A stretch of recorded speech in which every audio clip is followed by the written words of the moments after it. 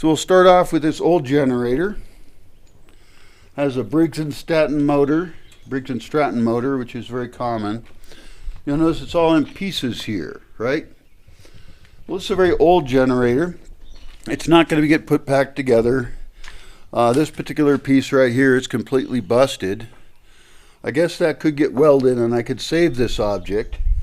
But to be honest, given the time and expense I've already put into it, trying to get it fixed, it's better as just parts. Now, this still runs right here, and I could actually hook up a belt onto it, and it would work as a generator.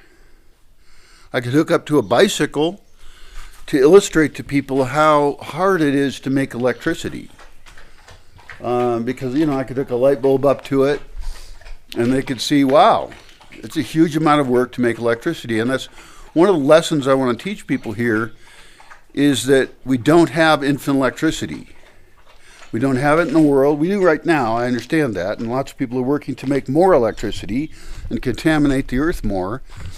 But the goal here is to live with much less.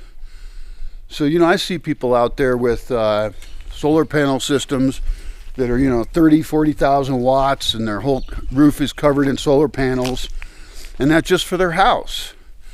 And even when people design solar power systems, they start with, well, let's start with what you need, what you think you need, and then work back from there, and then say, you know, how much electricity you need, and then work back from there and say, well, how much batteries do you need, how many panels do you need? And it's like, no, the first conversation is to question what you need and to reduce your use.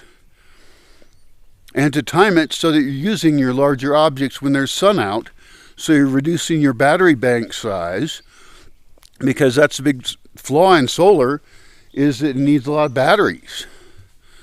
So I do want to put up on this roof a whole bunch of solar panels, because I've gotten used to using only 340 watts of panels, and I look at them and they're old and discolored, and this tree is growing up to kind of block them. I got to cut this tree down. Different topic. But really, I don't need to cut that tree down. I mean, I'm going to do it anyway. I'm going to make it shorter. I'm not going to kill it.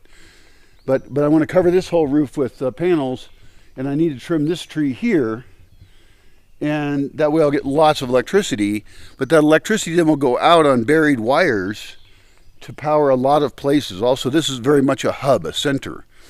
And then I've got one other place up on the land where I have a buried cable 200 meters away to bring electricity to that spot. But it's also a perfect spot to put solar, so I want to put in 2 solar power systems. But the key is that I want to build the culture here so that we're still not using a lot of electricity. And it's case-by-case basis, you know, whether we use it or we don't use it. It all depends.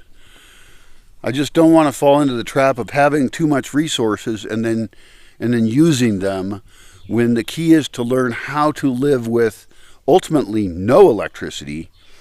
But that's going to be a very hard transition, and so we're going to transition into it. But we have to remember the goal is no electricity at all. It's a very hard goal for normal people.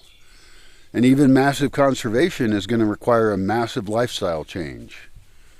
So we'll see. It's a process.